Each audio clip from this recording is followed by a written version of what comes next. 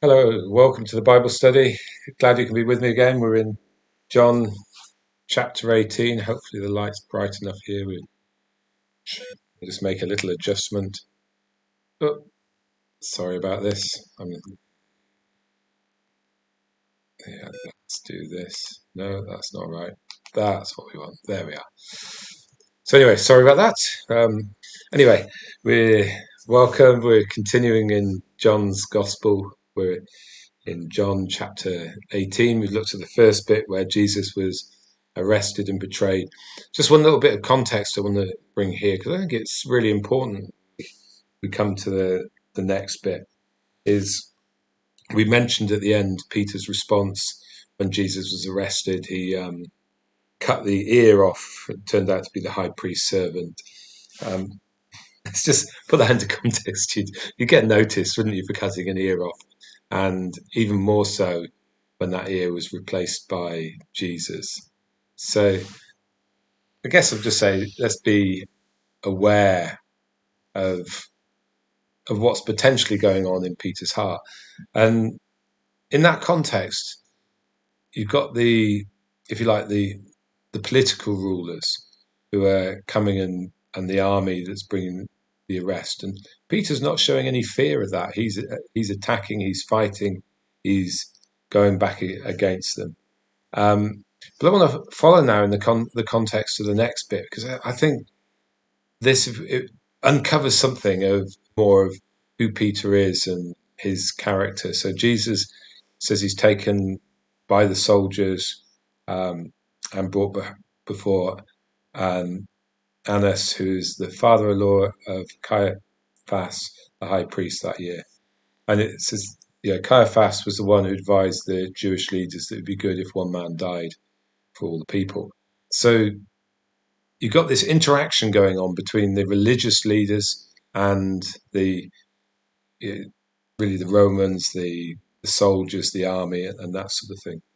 And we're told in this situation that Simon Peter and another disciple were following Jesus. Now we don't know who the other disciple is, but the way John writes, at times you think that's likely to be John. It says because the other disciple was known to the high priest, he went with Jesus into the high priest's courtyard. But Peter had to wait outside the door. And I think that's really important to understand that you know, these guys had an interaction that was going on. On one hand, they were disciples of Jesus, but they also had an interaction into the religious culture of the day.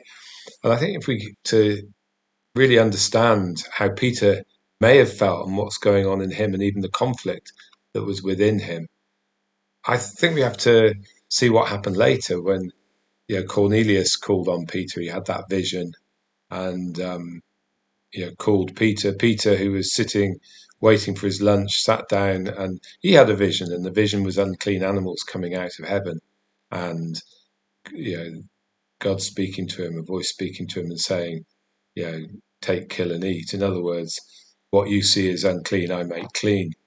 And you can see even, and that's after the day of Pentecost. You can see that Peter, his world is wrapped up in a respect and an understanding for the Jewish side of you know, his heritage, I guess it is. So when Peter arrives at the high priest's courtyard, he's not going to go in. I think we have to see him at that point as someone that still has a respect for the religious community of the day, despite what's going on, despite that obvious antagonism. So he's not going to fight back in the same way. And he's waiting outside. I wonder what that was like for Peter. Yeah, he has followed Jesus. He's had the courage to follow. Yeah, the indications are most of the other disciples have deserted Jesus at this point. But yeah, Peter, he's there. He's waiting outside. Um, he's just cut off someone's ear, so he's probably a little bit uptight about that, and particularly about Jesus' response. It said that the other disciple, who's known to the high priest, came back, spoke to the servant girl on duty there, and brought Peter in.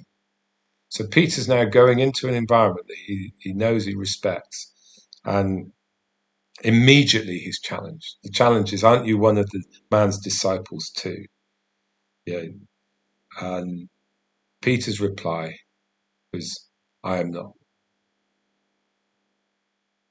So his heart is being challenged. His desire probably to conform a little bit is challenged. His fear about what's going to happen to Jesus, and therefore his fear what might happen to him, is welling up from within.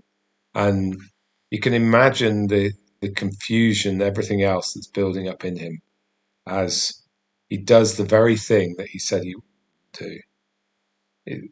It said that it was cold, and the servants and the high priest stood around the fire they'd made to keep warm. Yeah, Peter was also standing with them warm himself. He's around the fire. He's gathered, and there's a little switch here in the narrative, but I think we need to grab hold of this as well. Is it says that meanwhile the high priest was questioning Jesus about his disciples and his teaching. So probably Peter's aware of some of what's going on, and Jesus, says, "Well, I've spoken openly. I've done nothing in secret," and he's challenging back in a good way. And at one point, he's even slapped in the face and told, "Is that the way you should answer a high priest?" And Jesus said, "I said nothing wrong." He replies, "Testify as to what is wrong, but if I spoke the truth, why did you strike me?" Can you see how this complicated journey is going on? And Jesus he's on a journey he's given himself up to, but the disciples are still standing on the edge, standing on the outside, and Simon Peter, he's handling and working through this inner turmoil. And it said again, Simon Peter was standing there warming himself. And so they asked him, "Aren't you one of your disciples too?" He denied it, saying, "I'm not." You can imagine the pressure building up on the inside. And we have to see, just keep reminding ourselves, this is Peter, the guy who chopped off the guy's ear. This is Peter who would stand and defend. This is Peter, a man of courage and faith.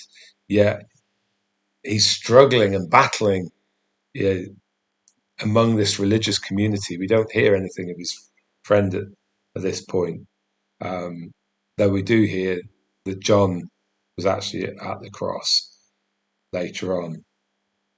And so Jesus is taken before the Sanhedrin. But before that, it says one of the high priest's servants, a relative of the man whose ear Peter had cut off, it's getting tighter, isn't it? The loop on him, challenged him. "Didn't I see you with him in the garden?" Again, Peter denied it, and at that moment, a rooster began to crow. You think, I look at Peter and I think, in that moment, there must have been a real moment of desperation where Peter knew, it was like a prophetic light bulb went on. He knew he denied Jesus. He knew that someone he loved, he'd abandoned him at that moment. And I look at that and think, the trauma, the challenge that Peter was under, the struggle that he must have been under, the difficulties in his heart. Yeah, it's a cold, dreary, dreadful evening. And it really must have been a black hole moment for Peter. But at the same time, it's a moment he's come to the end of his own strength and ability, his own ability to wield the sword, really, isn't it? And turns out to be an important, decisive heart opening for him.